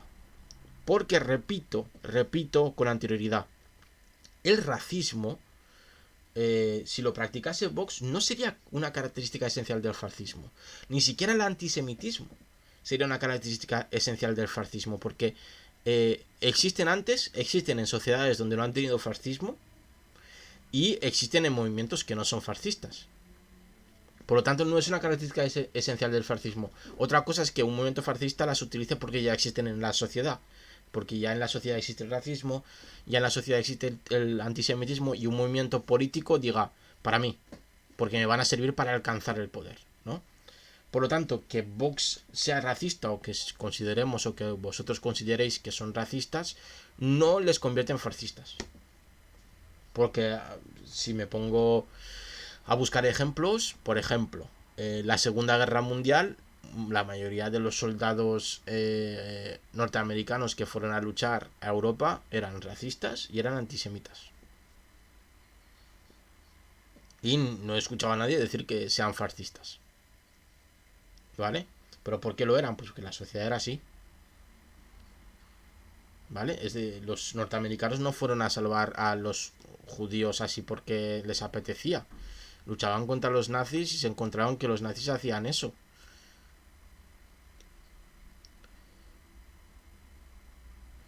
Bienvenido Pecapoco. A ver, Pecapoco nos dice que directamente no creo que tengan principios. Solamente se aprovechan de discursos preconcebidos que los otros partidos no están aprovechando. Mira, esto se va a resumir a mi canal de YouTube, ¿vale? Por si lo quieres ver, pero hemos hablado de qué era el fascismo o qué era un fascista, ¿vale? Tiene ciertas características. Uno, son tradicionalistas, es decir, que se basan en cierta tradición de su nación o de su pueblo o de lo que ellos quieran para explicarse a ellos mismos. Se basan en la nación y en una especie de nación orgánica, es decir, una nación que tiene unas características que tienen que ver con esa tradición. Y todo lo que está fuera de esa tradición debe ser expulsado de la nación, ¿vale? Por ejemplo, pues si mi nación es católica y la característica principal de mi nación es católica, todo aquel que no sea católico debe ser expulsado, y además tengo la legitimidad para ser expulsado, ¿vale? Esta es otra característica del fascismo. La siguiente característica del fascismo es que tiene una especie de extra institucionalidad. Vamos a ver. ¿Qué significa esto? Que el fascismo o los fascistas no solo utilizan las instituciones para llegar al poder, sino que también crean movimientos paralelos a las instituciones para intentar desestabilizar o introducir nuevos discursos en las instituciones que sostienen el sistema, para así manchar e imbuir el sistema de sus propias dinámicas, ¿no? Véase, por ejemplo, que nosotros tenemos, los que estamos aquí en el directo, tenemos un consenso de que aquí nadie puede ser racista, por ejemplo, ¿vale? Pero tenemos otro que está hablando en otro directo, hablando de racismo y hablando de nosotros y diciendo, no, es que estos extranjeros vienen a quitarnos el trabajo, no sé qué. Y nosotros, que representamos a una mayoría, nos ponemos a hablar de eso, estamos legitimando y estamos metiendo en el discurso de odio que ellos propagan en otros directos. Por lo tanto, les estamos diciendo, aceptamos vuestro debate, aceptamos vuestro marco discursivo, ¿vale? Y lo que hacemos es legitimaros. Esa es otra de las patas importantes de un movimiento fascista. Y el siguiente, o la siguiente pata, o la cuarta pata que yo considero que tiene un movimiento fascista, es el autoritarismo. Pero ¿por qué digo que son autoritarios? No porque te vayan a pegar una hostia, sino porque cuando tú eres un nacionalista orgánico, no un nacionalista, porque tú puedes creer en tu país, tú puedes querer a tu país, pero ser un nacionalista orgánico significa que quieres a un tipo de país, y el que no esté en ese tipo de país o en esa tipología de país, significa que debe ser echado, ya sea mediante la ley o ya sea mediante la fuerza. Por lo tanto, el nacionalista orgánico, es decir, el fascista, es autoritario desde el inicio. Es una persona que es autoritaria sí o sí. Porque, como cree en la nación orgánica y como cree que la nación debe estar limpia de cualquier elemento que rompa esa organicidad, pues utilizará la violencia de manera bastante clara. Y Adrián nos dice lo siguiente: ayer estuve leyendo sobre las leyes Jim Crow en USA después de su guerra civil. Menos mal que ganaron los abolicionistas. Por eso que decías de que esas ideas ya estaban antes. Sí, por si no sabéis, las leyes de Jim Crow me parece que son las leyes de ¿cómo se llama? que pusieron por el gacho este que se vestía de negro, ¿no? ¿No? Que se ponía de color y empezaba a bailar, ¿no? Creo. Si no, ya lo dirás por el chat, Adrián. Creo que es eso. Sí, sí, es decir, eso es, vale, vale, vale, eso es, vale, muchas gracias. Es que no, como estoy ya en otra cosa, me cuesta ahora hillar las cosas. Pero lo que os digo es que, como le decía a Peca poco, el fascismo no es racista per se. No, no podemos decir que alguien racista sea fascista. O que alguien antisemita sea fascista. Como ha dicho Adrián, eso ya existía antes del fascismo. Sí, técnicamente se abrió la esclavitud, pero no. Pero es que Estados Unidos no era fascista. O no mandaban los fascistas, pero era una sociedad y es, a día de hoy, racista y antisemita. Muy antisemita en muchos aspectos. Más que Europa. ¿Vale? Por lo tanto, no podemos adherir al fascismo cosas que utiliza pero que no son propias suyas. Lo que yo digo es que hay 4 características propias del fascismo, que lo que hago es intentar pues que así tener argumentos contra alguien cuando digas es fascista, que sepas lo que estás diciendo, ¿no? Entonces, cuando alguien es tradicionalista, pero no me refiero a que tengas que ser católico, que estar en contra del aborto, que tal, sino que utiliza el pasado, es decir, la tradición, cierta tradición, a su favor y que además la selecciona. No utiliza toda la tradición. Por ejemplo, imagínate que yo soy un fascista español y diría, no, no, Machado no representa la tradición española, sino que la representan los toros. Entonces, cojo los toros y dejo a Machado. Cojo lo otro y dejo lo otro, ¿vale? Es decir, no necesariamente tiene que ser algo religioso, ¿eh? Tiene que ser algo tradicional. Y que esa tradición la unen junto a la nación y además a una nación orgánica. Es decir, una nación que tiene características que tienen que ver con esa tradición. Es decir, si a vosotros dos que estáis aquí no os gustan los toros, estáis fuera de mi nación. Porque a mi nación la representa el toro. Si os gusta Antonio Machado, os pego un tiro. Por ejemplo, ¿vale? Pero no solo eso, sino que además, si no sois blancos y heterosexuales, también me dais un poquito de asquito. Por ejemplo.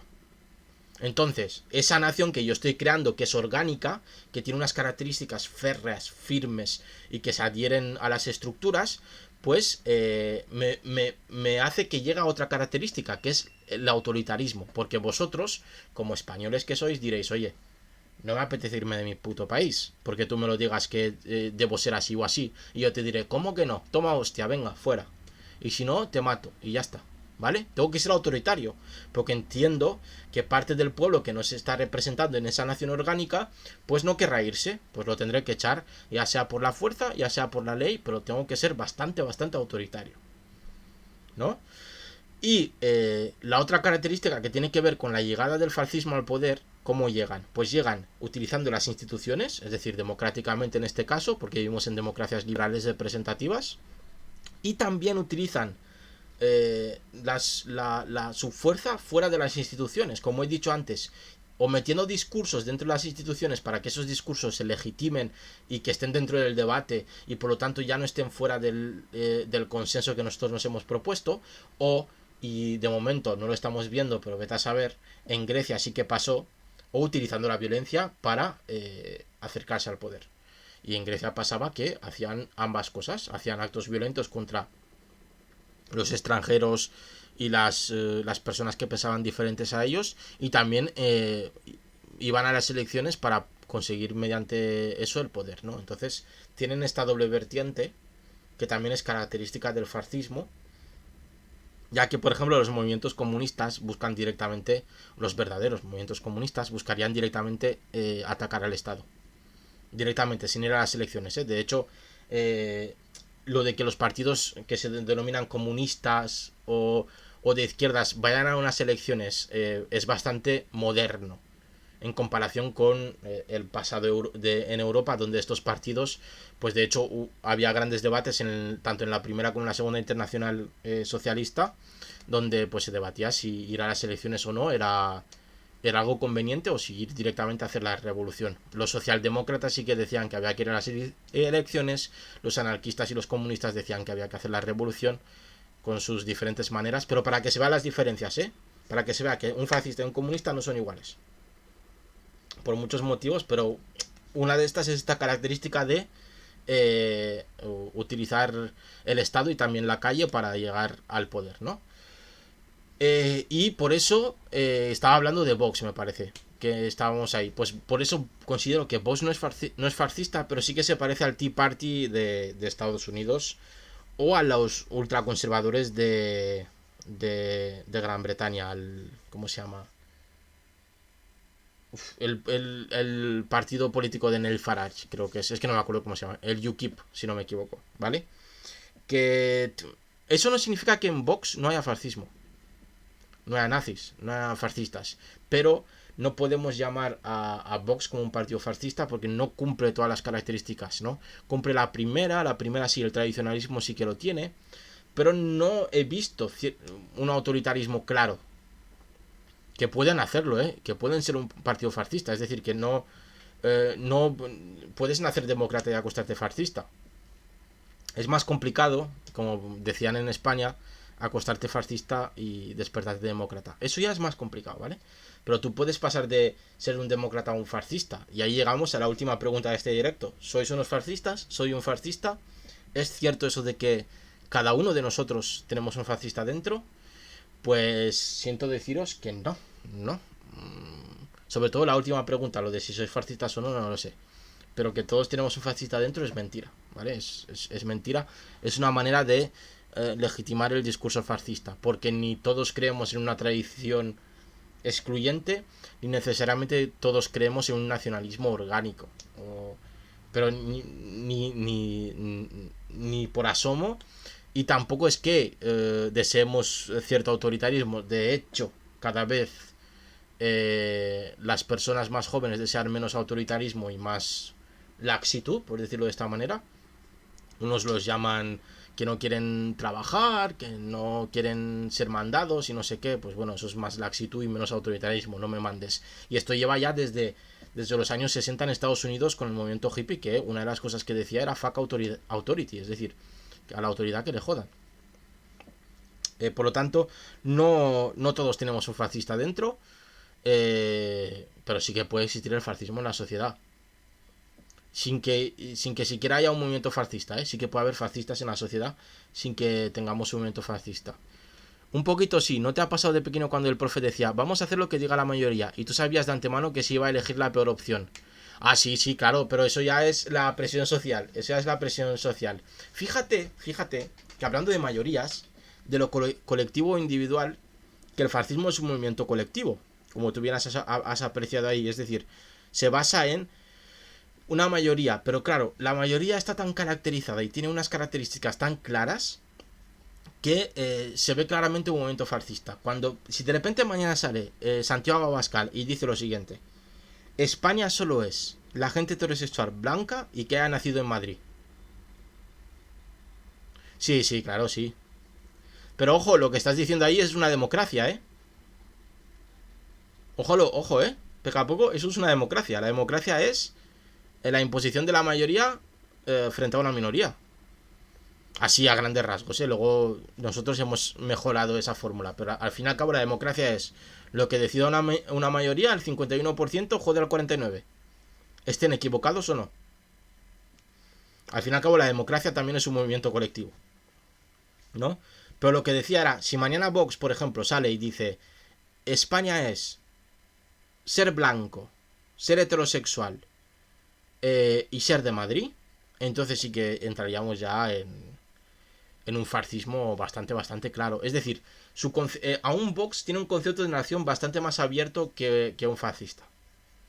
Y caracteriza su nación, como he dicho antes, a lo ilegal o lo legal. Es decir, el que está legal en el país puede estar y el que es ilegal no puede estar porque es ilegal. Cosa que ya pasa ahora, ¿eh? Es decir, Vox no está diciendo nada raro. Eso hay que decirlo. El que es ilegal, si te pillan siendo ilegal, te vas porque eres ilegal. Es decir, eso ya pasa ahora con el gran gobierno social comunista que tenemos. Pero ya pasa ahora, es decir, no está diciendo nada raro. Peca Poco dice, claro, pero en el fondo de niños sabíamos que al final eran los dos alfas de turno los que decidían y el resto, por puro borreguismo, votaba lo que sabía lo que iba a votar la mayoría. Sí, pero siempre ha habido líderes, ¿eh? Eso no, tampoco es específico, ¿ves? No hemos hablado en ningún momento de líderes en cuanto al fascismo, no es específico del fascismo. Líderes ha habido siempre y seguidores también hay siempre. Que no es nada malo, ¿eh? Puede ser un seguidor tranquilamente y alguien que sea líder. Pero siempre ha habido gente que ha tenido como una especie de carisma más allá de lo normal y que atrae. Y a mí me ha pasado también. Yo que he sentido también atracción no física o sexual, sino atracción por alguien que tenía cierto carisma. Y he dicho, joder, sí, soy seguidor tuyo. Que no pasa nada, me refiero. Mientras entendamos eso, ya está. ¿Qué pasa? Pues que no es... el que exista un líder no es una condición esencial para que un partido sea fascista, porque si no, Obama tenía un carisma y era un líder que le seguía a muchísima gente, ¿no? Pero no era un fascista. Igual que el rey Juan Carlos. No sé si esa frase que se dice, no, yo no soy monárquico, soy Juan Carlista. ¿Qué quiere decir eso? Más que no soy monárquico, sigo a un líder por su carisma. Porque me parece muy campechano lo que tú quieras. Pero eso no significa que seas fascista. O Juan Carlos sea fascista. No creo que... Bueno, no lo sé. Eso habría que verlo. Pero igual me meten en la cárcel. Pero lo que digo es que un líder fuerte no es condición necesaria para que exista el fascismo, ¿vale? O no es característico necesario del fascismo, ¿no? El fascismo tiene esas características que he explicado, en mi opinión, tiene esas características.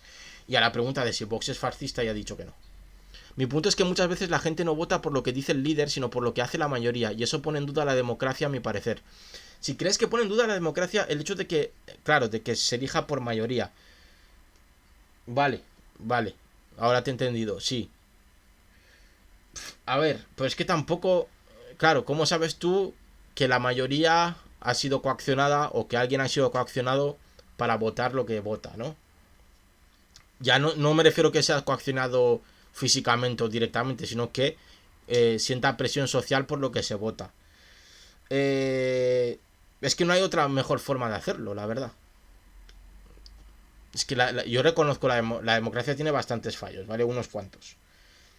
Pero es cierto que la mejor forma de ponerse de acuerdo es mediante el voto y además mediante una cierta apariencia de no coacción cuando tú votas. Por eso el voto es, por lo menos en España, es como se llama, oculto y privado, es decir, secreto, vale, secreto es la palabra.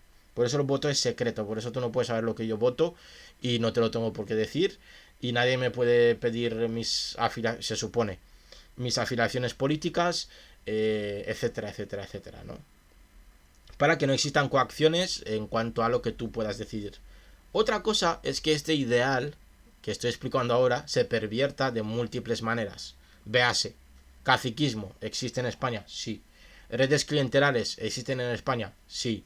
Eh, ¿Irregularidades en el voto de alguna u otra manera? Sí. Veremos en Madrid el 4 de marzo a ver si la gente que trabaja realmente puede pedir el descanso para irse a votar. Ya te digo yo que depende del contrato que tengas, night. El jefe te dirá cómo te vayas, estás fuera. Denuncia tú eso también. No sé si me explico. Es decir, sí que está la democracia viciada, pero no encuentro eh, otra manera de organización política que sea más efectiva que la democracia. O que nosotros creamos que sea más efectiva que la democracia. Porque hemos llegado a un punto en donde, a pesar de que la democracia es la imposición de la mayoría frente a una minoría, sí que nos hemos puesto de acuerdo en respetar o en incluir a ciertas minorías dentro de nuestra democracia o de nuestras elecciones para hacer más grande el consenso, ¿no? El conjunto político. Porque si no, sí que nos encontraríamos en graves problemas. Porque imagínate que el 51% manda sobre el 49% y lo hace democráticamente. ¿Qué pasaría? Pues que 49% al final diría, oye, que me estoy hartando ya de ser aquí minoría, porque no sería una minoría, así que vete a tomar por culo, te hago la guerra y si te gano, bien, y si no, pues mira. Entonces lo que hemos hecho ha sido ponernos de acuerdo de una manera, pues que es la única al fin y al cabo. Es que, ¿qué quieres? ¿Una dictadura? Es que una dictadura al final tiene el autoritarismo encima y no podrías hacer, no se respetarían algunos derechos, más que eso no se respetaría a, a ciertas minorías porque considerarías que España o tu país es como tú eres, ¿no?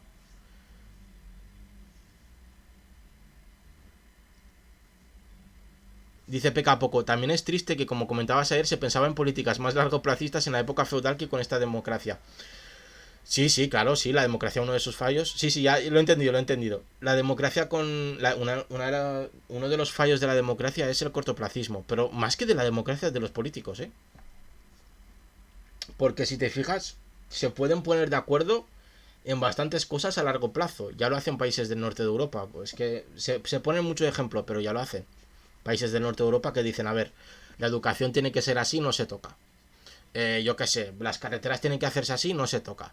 Es decir, y eso va para a misa, ¿no? Y el resto ya podemos hablar y pegarnos entre nosotros. La cuestión es que vivimos en un país en que no se ponen de acuerdo ni en eso. Y eso pasa en muchos países, ¿eh? No solo en España.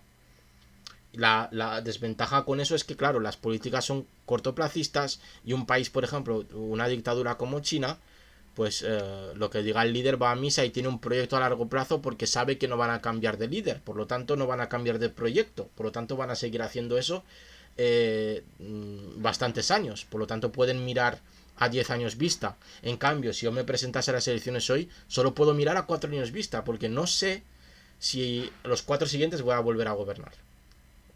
Si pudiese ponerme de acuerdo con los partidos opositores de que cierta política se haga siempre, entonces no me preocuparía. Por ejemplo, si me pongo de acuerdo con, si todo el Parlamento se pone de acuerdo en cuanto a educación, pues entonces sabemos que esa política de educación con la que se han puesto de acuerdo representa a todos y no va a ser cambiada y que va a ser llevada a largo plazo porque es una idea de largo plazo porque nadie la va a cambiar a los 4 años. Por lo tanto, ¿qué es lo que pasa en los países del norte de Europa? Que se pusieron de acuerdo en este proyecto de educación va a ser así y lo vamos a hacer y dentro de 20 años veremos cómo funciona. Porque esto tarda en funcionar. Se pusieron de acuerdo y no se cambió el proyecto y daba igual el gobierno que hubiese que ese proyecto seguía. Entonces, más que el fallo de la democracia es el fallo de el parlamentarismo que tenemos en algunos países, sobre todo el sur de Europa, el este de Europa, que le da un poquito de pena, pero bueno. Y acabamos ya. Ya estoy cansado yo también, me cago en la puta. Ya me duele la garganta. Por recapitular, para terminar. ¿Qué es el fascismo? ¿O qué características tiene un fascista? Cierto amor por la tradición, la creencia inequívoca en la nación orgánica, lo que lo lleva al autoritarismo, y la doble vía, las instituciones y las calles. ¿Qué fuentes de poder tiene o busca el fascista? El poder político, el poder militar y el poder económico. El poder político mediante las instituciones, el poder militar mediante las calles y el poder económico utilizando ciertas élites económicas que aman esa tradición o que creen en esa nación orgánica. ¿Vale? Véase, por ejemplo, pues si tienes una nación católica, pues utilizarás a las élites que tienen dinero, obispos y todas estas cuestiones, ¿no? Y te darán dinero y te ayudarán económicamente. Entonces, para diferenciar el fascismo de lo que no es, tenemos que mirar estas 4 características y si las tienen todas o gran parte de ellas, pues podemos ya sospechar y olernos un poquito que eso huele un poquito mal. Segunda cuestión, ¿Vox es un partido fascista? No, coma, de momento. Porque cumple la primera, no cumple la segunda, podríamos decir que es semi-autoritario, ¿vale? Podríamos, ahí yo puedo aceptar, y sí que tiene... sí que también cumple la de... ¿Cómo se llama? Actuar en las instituciones en la calle. ¿Tiene poder militar? Yo creo que sí, porque yo creo que sí que está implantado su poder en los cuerpos de fuerzas y seguridad oficiales del Estado español y en los militares. Y 2, ¿tiene poder político? Poquito, depende, si entra en Madrid sí. Y 3, ¿tiene poder económico? Sí. De hecho, la mayoría de las élites tradicionalistas del país le apoyan. Vemos que sí que podía ser un movimiento autoritario, pero no un movimiento fascista. ¿A qué se parece Vox? Para tener claro qué tipo de movimiento es. Pues a un Tea Party estadounidense, a un UKIP inglés. ¿Por qué? Pues porque tienen cierto tradicionalismo, que se basa sobre todo en la religión, pero en cuanto a lo económico son realmente puro liberalismo, neoliberalismo, como ustedes lo quieran llamar. ¿Y hay en cada uno de nosotros un fascista? Y esto ya es opinión ya subjetiva mía. Creo que no. Creo que eso, pues... es que depende del contexto, realmente. No es algo natural. ¿Vale? Porque decir que en cada uno de nosotros hay un pequeño fascista es decir que es natural ser fascista. Creo que no, ¿vale? Creo que no es natural ser fascista y creo que no hay en cada uno de nosotros un fascista. El fascista se hace, no se nace. Como el comunista se hace, no se nace. Como el demócrata se hace o no se hace, chicos. Es así. Y yo creo que quedan contestadas las preguntas. Os agradezco que hayáis estado aquí conmigo y nos vemos en otros directos que trataremos también otros temas interesantes. El próximo directo, que será el miércoles siguiente, hablaremos del libro Un Mundo Feliz, ¿vale? Para que estéis atentos. Distopía, Un Mundo Feliz. Veremos ahí cositas interesantes que nos ayudarán a debatir sobre diferentes conceptos. Véase el individuo, véase el deseo como opio del pueblo, las tecnologías, la distopía, la sociedad, cómo se estructura, todas estas cuestiones que nos pueden interesar, ¿no? Entonces, hablaremos de un mundo feliz, que sería como una dictadura del placer. En el siguiente, que ya lo tengo todo planificado. Después de un mundo feliz, el siguiente miércoles.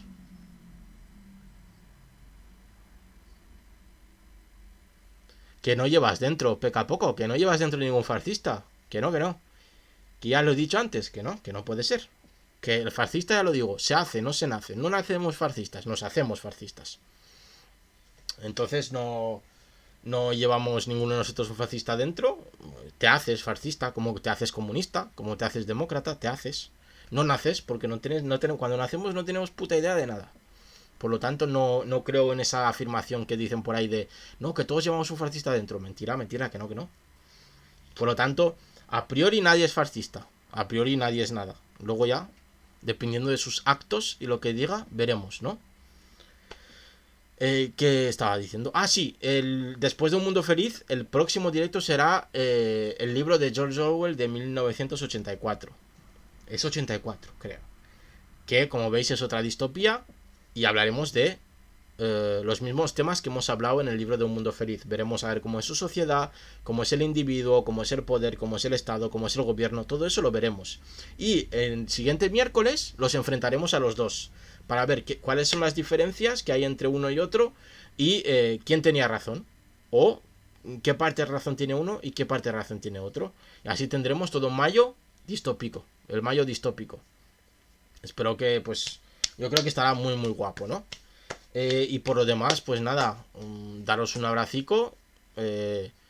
Espero que estéis bien y nos vemos en siguientes directos. Voy a cortar porque ya no tengo ni voz. Madre mía, casi 2 horas ya otra vez.